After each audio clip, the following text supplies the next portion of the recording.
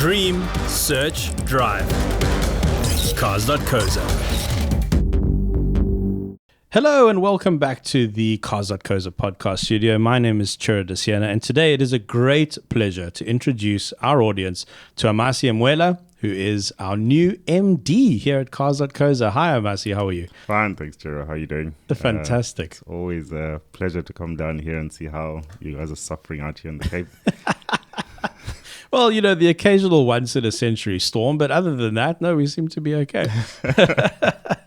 Amasi actually lives up north. He is based in our head office in Johannesburg, which is quite a different size to this Cape Town office, but we're working on that, and we'll give you a couple more details. So today really is a fantastic opportunity, and we've been wanting to do this for a while, and that is to introduce Amasi to the Cars.co.za audience and hear a bit about you, your story, and what's happening at Cars.co.za, some of the exciting things that are happening. And it really is a great pleasure to chat to you. It's been about, 4 months now? Yeah. Yeah, and I'm not trying to blow smoke here. I've really enjoyed working with you. It's super, super cool to have you on board. But I tell you what, let's get straight into your history, because you have quite a CV from what I understand. I don't even think you tell people your whole CV. No. It's too long. Yeah, so I've been very much what I suppose I'd call a career journeyman. I've worked in multiple industries, haven't really stuck to one.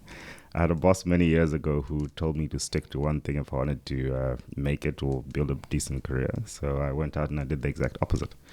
So I've gone and I've worked in banking, I've worked in insurance, I've done real estate recently, I'm in the motoring industry now, I've done travel. So I've been around the block, and I think in the process I've learned a lot about people, learned a lot about industries, company cultures, and how things just in general work. And companies might be different, industries might be different, but one thing's for sure, people are people. And if you can lead people in a direction, I think you'll eventually get there. So for me, it's been a really fulfilling career, learning different things. Every industry has different languages, different terms, and I suppose I've had to learn it all. It's been a way of stretching myself and just teaching myself new things all the time. And it's a philosophy I have, and it works pretty well for me. Joining Cars, fairly obvious thing for me to do. I think when I look at the organization, the values of the organization, what it's built on, how it values people and so on, so many things about the organization and my personal values just align so well that it was an absolutely no-brainer joining the industry and, of course, joining Cars.co.za. That is so great to hear. And I mean, obviously I'm a bit biased. I've been here 10 years, but I mean, objectively speaking, I do think Cars.co.za is a business with high integrity and based a lot on the personalities and the values of our founders. Two young guys who, as you say, took a big chance when they were kids, and here we are. Almost 15 years later. Exactly. And when you look at the foundations that have been built over the years, it's just been incredible for me to see. I mean, this business has so much future potential. I mean, just from what I've seen in the past and what I'm looking at now, there's so much we could do. But yeah, I mean, if it's not for bold people that get out there and start things like this and build it over many, many years. I mean, 10, 15 years of 15 years next year of being in business is actually no mean feat. And in an environment where, business startups don't last a year in general, these guys have gone on and on and on and built something that's incredibly strong. Everywhere you look, there's so much to be grateful for. There's so much to be proud of. If you look at the numbers that have been built up from the beginning, I mean, I listened to all the stories about how you got the first dealer, the second dealer came on. After 2 dealers, 1 dealer left. Yeah. And I hear the many stories about how would count the number of leads being delivered on a daily basis, the celebrations when the first app was launched. I mean, it's a phenomenal story, and I'm looking forward to building what the future of Cars.co.za looks like.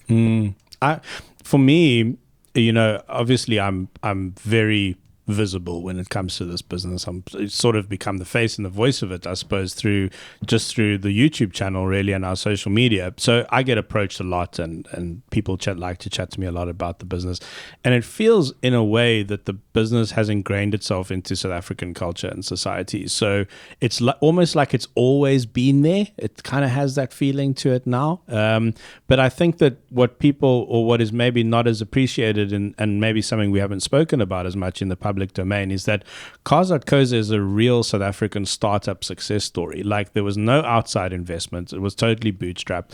And in that sense, I think it's something that especially the founders can be proud of as well. Yeah, absolutely. The number of technology businesses I've sort of seen over the years, whether it's people approaching me over the years and the companies I've been with for investment and so on. Like, every single company I've been with in the last 10 years, there's been a need to have conversation with technology businesses. And I have a good understanding of how difficult it is to start, run and scale a technology business. So having got one of the very few technology businesses started and scaled and profitable is no mean feat. I mean, there's so much competition in this space, and I think we can be very proud of what we have and what we've built over the years. Yeah, definitely. I mean, to be honest, it's been the ride of my life. This business changed my life completely. But where you've just come from has a lot of parallels with our business, right? Because it was listings, it was content, it was social media, et cetera, et cetera. So, and I think maybe that's what, because it was quite a long courting process. I mean, I met you 4 years ago, I think, actually. Yeah. And so it almost seems like a natural fit from where you've just come from. Yeah, so I've spent the last 10 years just trying to understand technology. I'm an accountant by background, definitely not a tech person. And I've never really, gone deep into tech development and so on. But I think what I've learned over the years is just, people are people. And if you get to understand people enough over the years, it's very possible to get them to the next level. And if you look at the two businesses and the businesses I've worked in the last 10 years, technology has been a really big driver. Technology is a solver of many problems. And I think if you look at our country, if you look at the continent in general, and I suppose the world, they are just natural problems that are solvable with technology. Look around at things like Uber, look around at things like Amazon, like all those are just problems that people took on and solved.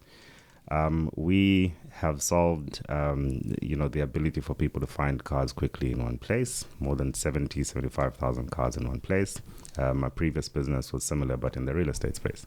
So the parallels are exactly there, but each industry has its own nuances. It's got its own language. It's got different types of customers, different demands from the various customers. And it's important to just understand each nuance and solve for customers as we go.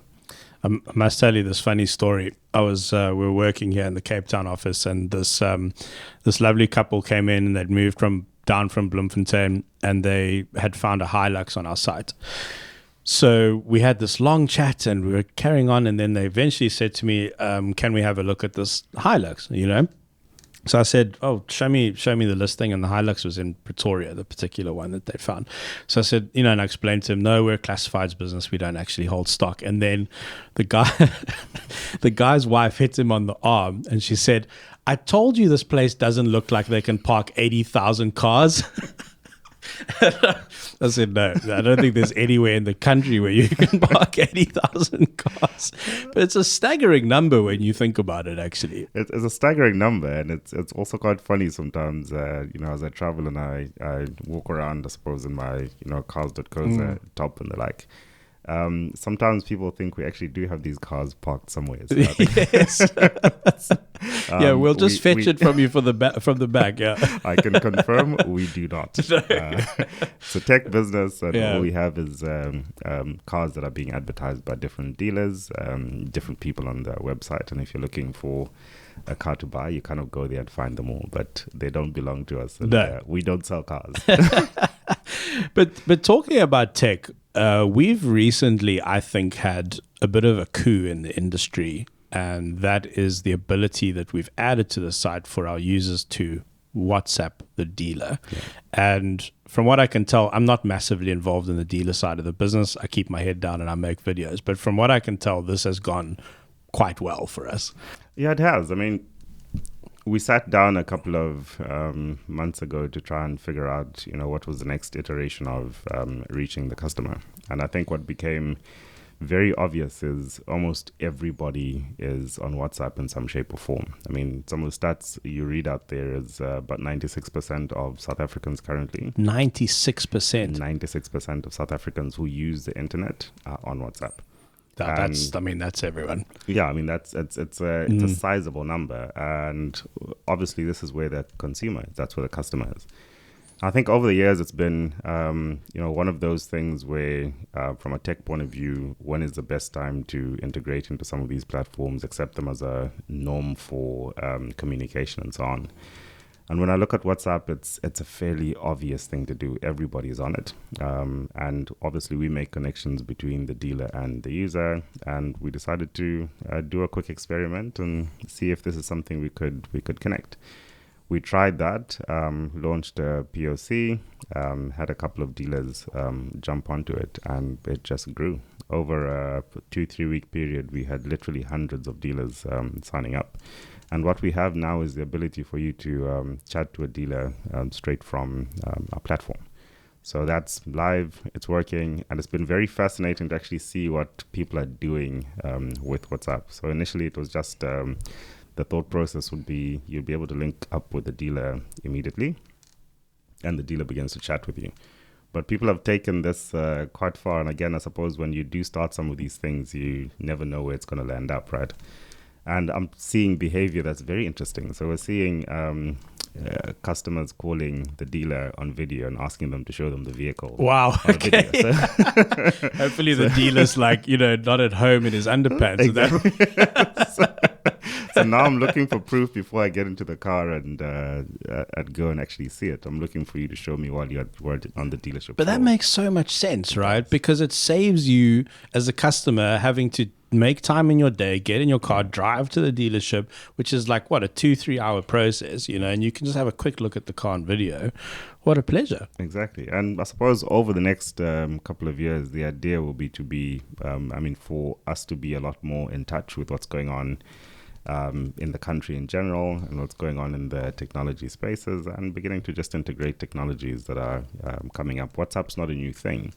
But in terms of scaling up in the business space, I think it's still at the beginning stages, and we've just ridden that wave and taken advantage of it while we can.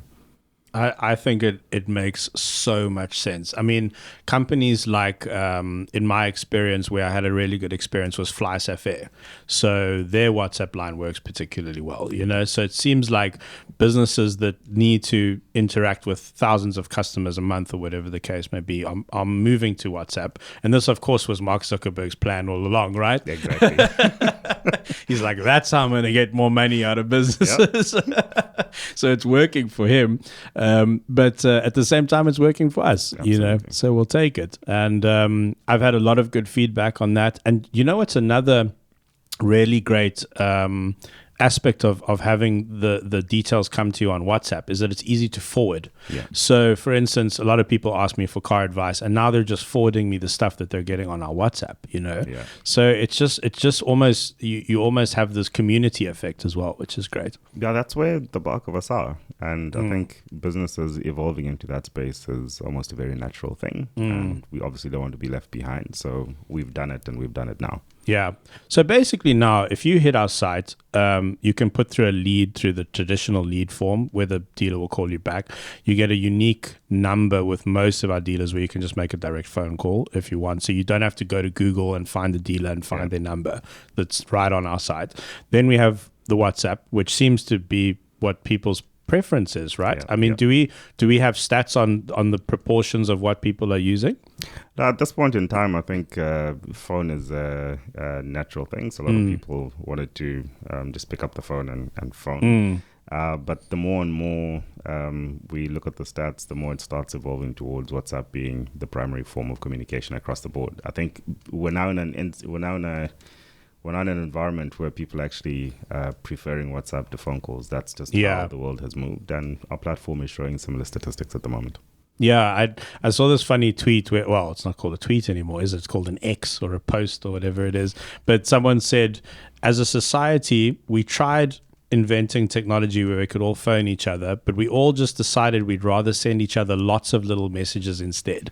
Yep. That's how things are going. I mean, something that I know that I thought about the other day. In the early days of cell phones, you would hear everyone's cell phones ring. Now you never hear a cell phone ring. Yeah. It's and the only calls you ever get are spam, really. At the end of the day. When your phone rings, you know. Yeah, you just know. If you don't recognize the number, it's spam, basically. So I think this has been a wonderful development. Again, I take my hat off to our devs, and I mean, one of our founders is our head of tech, so he's directly involved in all of this. And to you as well for guiding the process, and everyone who is involved, because I think this is a really wonderful development in this space, and adds and complements our app, which was totally redesigned last year as well, which is great. So yeah, I'm really massively proud to be part of a company that's innovating like that, And talking about more innovation, we and it's something we might also integrate eventually into our WhatsApp, but we are resurrecting Cars Awards, which is very exciting. Yeah, all of which, whether it's Cars Awards or WhatsApp, all of which I take absolutely no credit for. I think when I look at the things that we have in our bonnet at the moment, note I'm actually beginning to use car lingo. When I look at what we have and what we built over the years, I mean, Cars Awards is a massive awards program that was built over 5+ years, and the idea there was, how do we help consumers to determine what the best possible car in the market is in a particular segment for them. So I think Cars Awards is something we did for a couple of years, and we put it off during COVID. Obviously, that was a difficult time for many companies, and we couldn't gather physically and so on. But yeah, we just felt it was time to bring it back, and it was time to bring it back because what it did, I think, is such an important thing in our society at the moment. So helping the customer to determine the best possible car for them, and looking at the various aspects of a car, whether it's fuel consumption or the reliability of the car, boot space, everything. Exactly. So many other things that practically people are looking for, and we basically take on the role of testing all these cars on your behalf, ranking them, and then of course there's the other element of it where we actually ask the consumer. We ask people who've actually lived with these cars, who actually own these cars, what their feedback is. We put the two together, and then obviously based on that, in the various categories, we decide which the best cars are in each category. I think the important piece there is different people have got different kinds of problems at different stages in life. So hence we have the 13 categories. It goes all the way from budget hatch all the way to the top. And I think in the various categories, depending on what stage you are in life and what type of car you're looking for that stage in life, there's a car in the categories for you. And we just felt, based on the importance that this plays in the industry as a whole, and of course for people that are generally looking for cars, we felt it was time to bring it back. So years back, probably in the first quarter of next year, we'll be announcing the actual winners. So really exciting time at Cars, and really great to have the Cars Awards back. Yeah, I mean, I have I have an interesting history with Cars Awards because the pressure's on. I mean, when we used to do those 500-seater ceremonies, the prize giving ceremonies, we would have these screens, right? With the biggest screen we ever did was 26 meters wide. So that presented tech challenges. I mean, if you go to like a gym and you look at a swimming pool, right? That's 25 meters long. So we had a screen the size of a swimming pool, and that needs to be filled with video content, and that was all on my head. And so the pressure was on, and it presented these challenges. Like the one year we so you get SD footage, you get 4K footage, and then you go up to 6K and 8K. So we needed 8K for this one screen, right? And there's hardly any cameras in the country, and the ones that are around cost an absolute fortune to rent. So it's like little things like that which we always have to solve. And then something which the public doesn't really get to see, which I think is super, super important, and I think we're going to try change that this year. But we hire an ex-military testing base, which has become a vehicle testing base for the world. Manufacturers fly their cars in from the whole world to test here. It's an amazing facility. It's called Girotech. It's west of Pretoria. And we hire the whole thing. And we get all 39 finalists, which is a logistics nightmare. Well, not a nightmare. It's a logistics challenge in and of itself. And we then get our 20 judges together. And it is a thoroughly 2-day rigorous process to test these cars. And one of the beauties of it is that, you know, in other Cars Awards competitions, mostly the judges are going on memory, right? So they're okay, I drove that car 8 months ago and this is how it felt. But I think what is so unique about our awards program is the judges are assigned to different categories, and then you drive all those categories back to back. You drive those cars back to back. So you literally jump out of car A into car B into car C. You do the exact same route and all the same obstacles and all the same tests, and then you come back and then you score the cars. So it's super fresh in your memory. You can line all 3 cars up. You can open the boots. You can see which one is bigger and which one is more practical. You can play with the seats. You can play with the infotainment system. We go through a lot to make that happen, and in my opinion, it is the most rigorous testing procedure in any Cars Awards that's ever happened in South Africa. And I think that's something that we actually need to get out there. Absolutely. And when you look at the actual results after such a rigorous process, and there's obviously the consumer side, it can be trusted as a process that has been really thought through and rigorous in every stage. And when you look at the final results, what we generally see in terms of the final results is results that are tested, results that are trusted. And we get a lot of support from all aspects of society, whether it's the manufacturers themselves or the trust that consumers, have in our judging process. So very excited about bringing that back. I'm looking forward to announcing the finalists this week, and then we'll be announcing the winners early in the new year. Yeah, no, it's an amazing, I think, where we started from. I mean, the first one, we had, I think, 120 people at the ceremony. By the time we got to year 5, we were hiring out the whole of Kyalami, and Kyalami's building is quite interesting. Do you know if you stood that building up, it would be the tallest building in the country? It's a massive place. We'd hire the whole thing, and we'd have, I think, 500 to 600 people in there. And 500 to 600 people requires a lot of food and a lot of wine. it's a big thing to get right. So yeah, it is also something that has made me, even though there's pressure, it's something that has made me very proud over the years as well to be a part of. I actually emceed the first one with comedian John Flismus, which is a great memory for me. But then, we decided that someone like Bonang was probably better to do the job. So I was happy to step aside. So we had Bonang emceeing our last one. We had Casper Nyovest performing his hit song Gushesh, which is a car that's obviously very close to our hearts as well. So it became this real celebration of motoring culture as well, which I think we missed in, COVID killed that, unfortunately. So it's time to bring it back. It is time to bring it back and take our rightful place in the motoring space when it comes to the awards. I think it's long overdue. Yeah, no, definitely.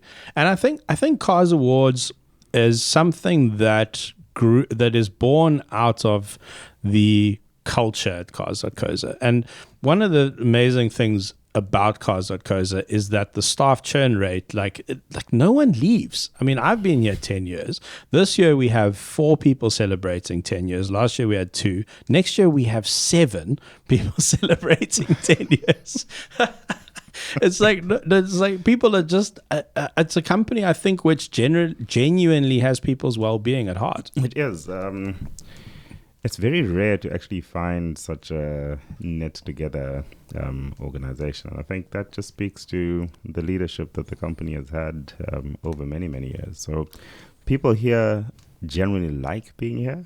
And it's not very often that you actually find that people actually love working at Cars. And it's not because of the typical things. Oh, there's a table tennis table and there's this and that. Like, it's not those things. Like, we actually don't have a tennis table. It's actually a real knit together environment. It's a real knit together society, and people have each other's backs, and people are interested in each other's well-being. It's a very humane organization, and I think those are very rare. And credit to the guys that have built this over the years, and I think it's definitely something that is important and instrumental to the future of what cars will look like. Just keeping that well-knit together environment is absolutely priceless. We spend a lot of time at work, and there's nothing worse than spending so much time at work in an environment that you don't like with people you don't like. And at Cars, have you experienced that? I love it. Yeah. Have you experienced working with people you don't like? I will not go into that. I refuse. The number of companies I've been in, and the number of things I've seen. You get to appreciate a good company when you see one. It's good to hear. Cars.co.za is when you talk about being the most loved motoring brand, and when you have a look at what people internally actually experience, it's actually, there's this thing a friend of mine calls a moment of truth. So what you see from the outside, like what I was able to experience with Cars from the outside versus what it's like being inside the organization. There's what a friend of mine calls a moment of truth. And the moment of truth is when those two things meet, is that still the truth? And I can confidently say what I thought I saw of Cars from the outside and what I see of Cars inside is the truth. So it's always a very nice thing to actually see that there is organizations like this that treat people the way Cars treat people. Very nice to see. And it's always been like that, hey? I mean, a lot of people don't know sort of my story, but with Cars.co.za, but in brief, what happened was I was the first person hired to start the content team. And on day 2 of my job, so I think I started on 2 June, on 4 June, I went on a launch of a Golf GTI, and I was sitting passenger, and another journo was driving, and we T-boned a Hilux. A Hilux U-turned in front of us.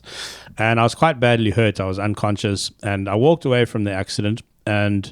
But it set me on a bit of a spiral. I couldn't sit in the passenger seat of the car without having a panic attack. So the trauma really affected me. So I had to start going to trauma therapy, and then I just went through a horrendous period. Like a childhood friend passed away of lupus, of all things. I mean, that was traumatic. Then my brother, who was working for me at the time, had another accident in one of our test cars. So that was a whole other saga to deal with, and it was just this real. My dad had business issues. It was this really difficult time, and I just wasn't working. I just wasn't delivering. And I called a meeting. I flew up to Joburg. I called a meeting with the founders, and I said, "Listen, guys, I can't do this. I'm not your guy." And they were pretty upset. And they said to me, "Look, tell you what, if you feel you go on your own journey and you feel you want to come back, we'll try this again." And I don't think many organizations would have actually been interested in working with me again. I mean, there was some sympathy for what I'd been through, but I was being paid a salary. I wasn't delivering. So I left, and I think about 4 months later, I phoned up Ross, the one founder, and I said, "Listen, I think I'm good to go here." And we shot our first video in 2014. So next year will be, I think it was January 2014. So January next year will be 10 years of the YouTube channel. And we just never looked back. And I've always been so immensely grateful for that second chance, and changed my life. Completely changed my life. Absolutely. Yeah. And your story is one of many at Cars. I mean, every second day I hear stories of that nature. And I think as business leaders, excuse me, as business leaders, we often, underplay our responsibility towards people, and just how important it is for people in their lives to find environments such as what we have at Cars. And I think we have a role to play as business leaders to just make sure that we create these environments.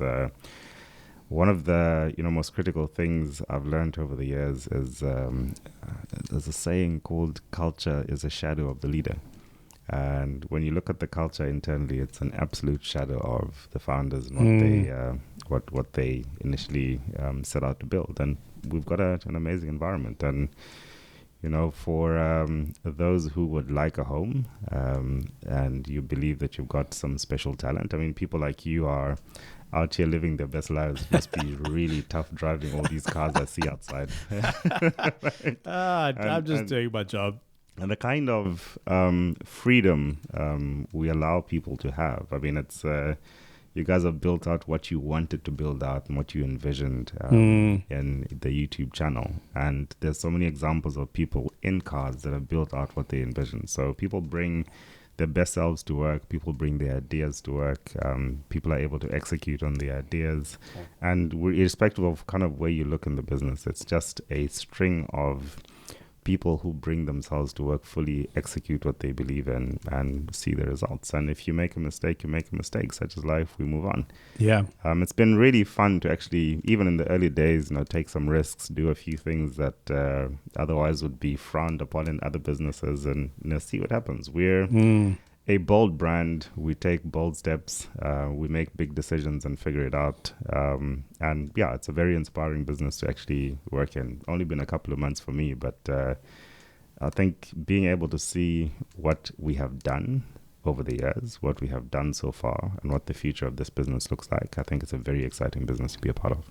Yeah, and I would encourage anyone out there listening or watching, keep an eye on our careers page. We'll put the link in the description of this YouTube video or the podcast. And there's some growth happening. I mean, am I correct in saying that we are on the lookout for talent? We are. I mean, we one of the things we're doing actually this afternoon is we're actually going to see new office space in Cape Town. So we are setting up deeper roots in Cape Town. You guys have been here. The bigger head office is based in Johannesburg, but we're looking to expand our presence in Cape Town. So obviously that means growth.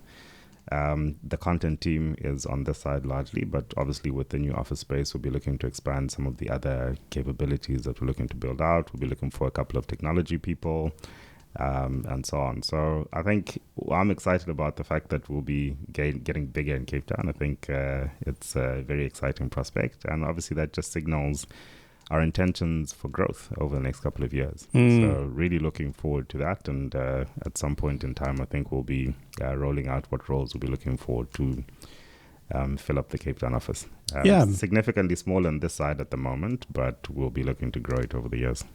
I've always had the attitude, or the approach rather, with bringing on new talent, because the video team grew from me, literally just me, to I think we're 6 now, if I'm not mistaken. So bringing on talent has been something that I've been really close to, and I've always thought that that basically if you feel you can do something exceptional, then this is the sort of company where there are no limits. So if you're in a position in a company right now and you think you've got more to give, and you think you're being stifled by the company culture, or limits are being placed on what you're trying to achieve, like, there are no limits at this company. And we and I'm not just saying that, it's not like a cliche, but like, for instance, the other day or 2 weeks ago, I think our first video came out recently, but we shut down a mountain pass, right? We worked with the police. We got all the filming permits, which takes some time and a lot of paperwork in and of itself. We got 2 awesome cars, the new GR cars from Toyota, and we literally shut down one of the most beautiful mountain passes in the country. And I think, like, if you're a filmmaker and you want to shoot cars, and it excites you to shoot cars, like, I don't think it actually gets much better than that, right? Exactly.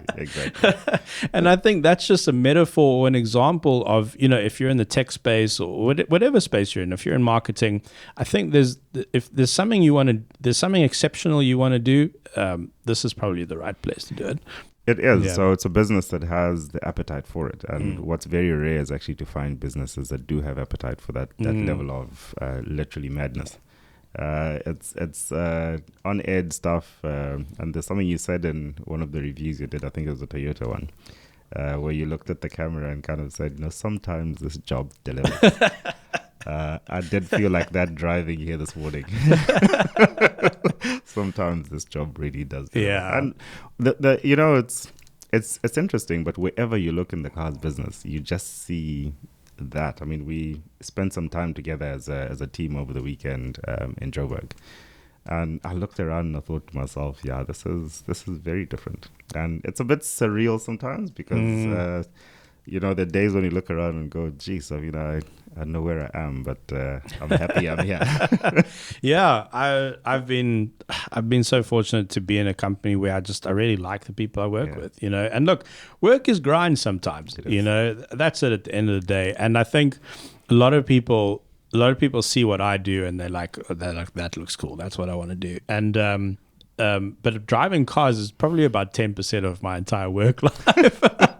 There's a lot of other stuff which goes on, and but there's been some exciting developments. I mean, our audience will know Ashley Oldfield from our videos. He's our tame racing driver. He's not that tame actually, but he is now head of content. Yeah. Which is actually, to be honest with you, taken a bit of a weight off my shoulders. But a lot of the strategy and the direction now of the content that we're going in has been as a result of him taking over, and that actually seems to be working.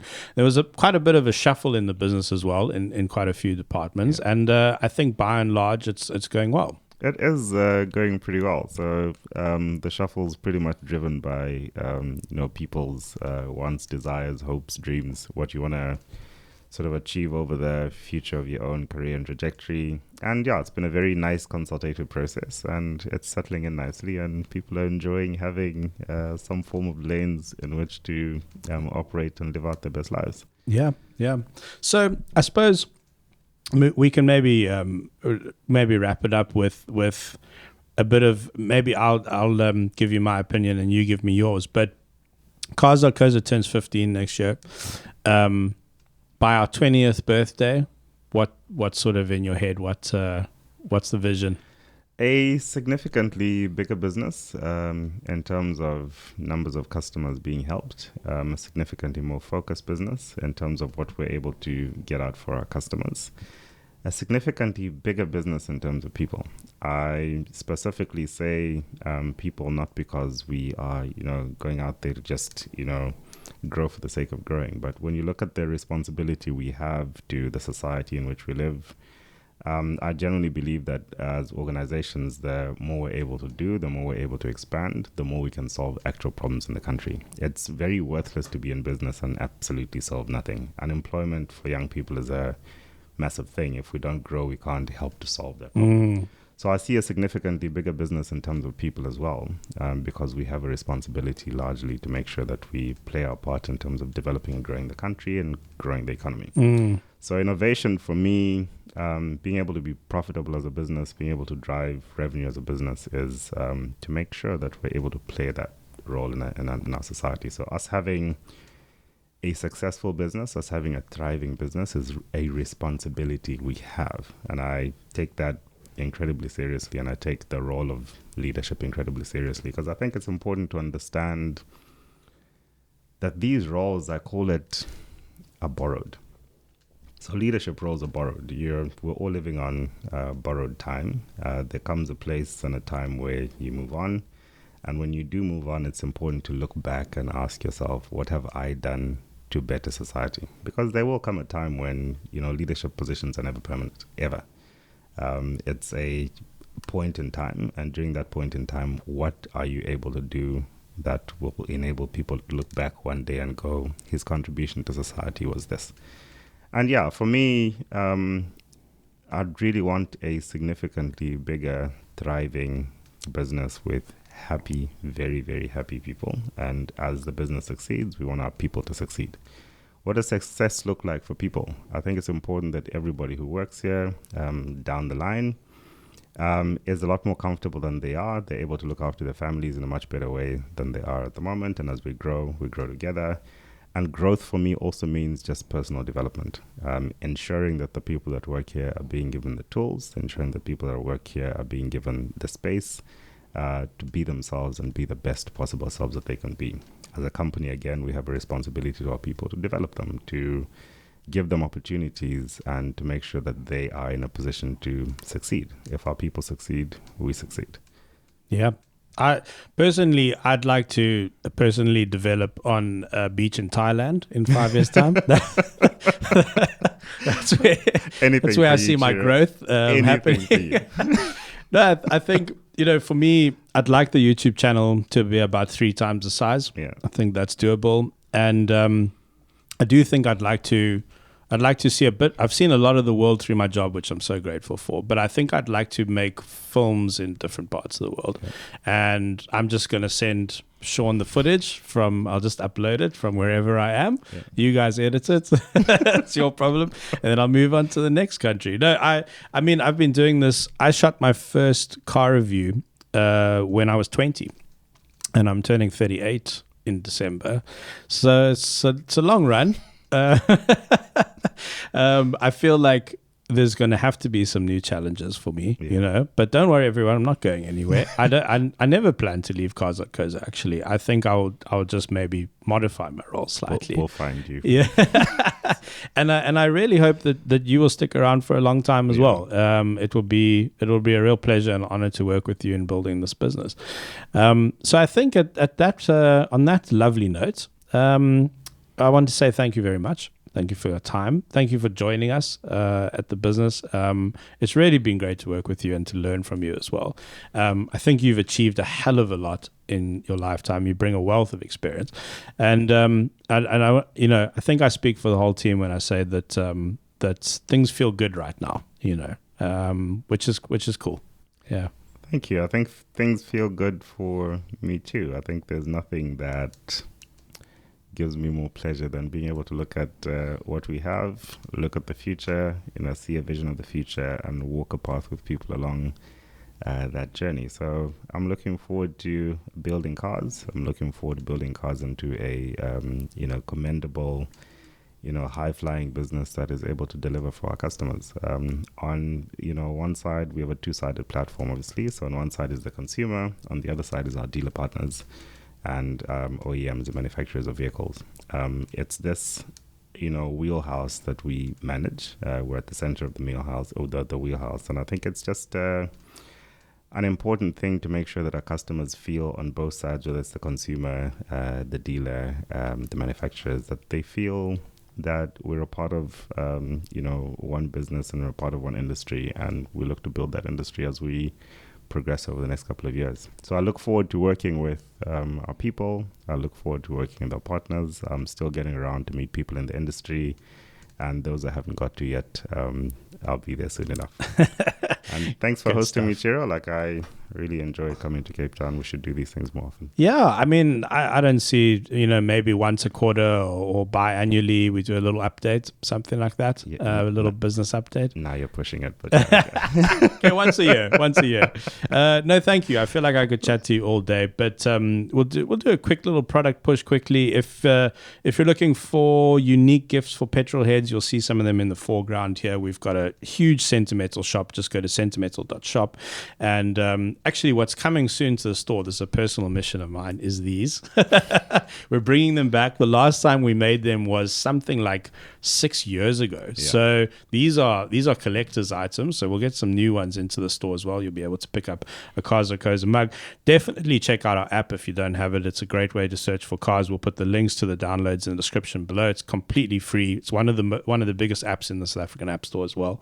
And of course, if you haven't subscribed to this channel, we'd love to have you on board as we build the Cars.co.za YouTube channel and keep up to date with what we're doing here. Latest car reviews, drag races, SentiMETAL reviews. We do a wide variety of stuff on Cars.co.za. Latest series is actually Buyer's Guide, which has gone down pretty well. But Amasi, thank you. I wish you all the best for the rest of your stay in Cape Town. Safe travels to Joburg, and we'll see you soon. Thanks a lot. Thanks, Jiro. Thank you. Cheers, everyone. All right. Thank you. Cars.co.za. Not only is Cars.co.za the best place to find your dream car, but it's also the easiest place to sell your current car. Check out the Sell Car section on our main website. Simply list your car's details and all of our dealers will take bids on your car. You just choose the highest price. Boom, your car's gone. On to your next one. Right, thanks very much for watching the video. Okay, I think I'm done. Yeah, I'm finished now.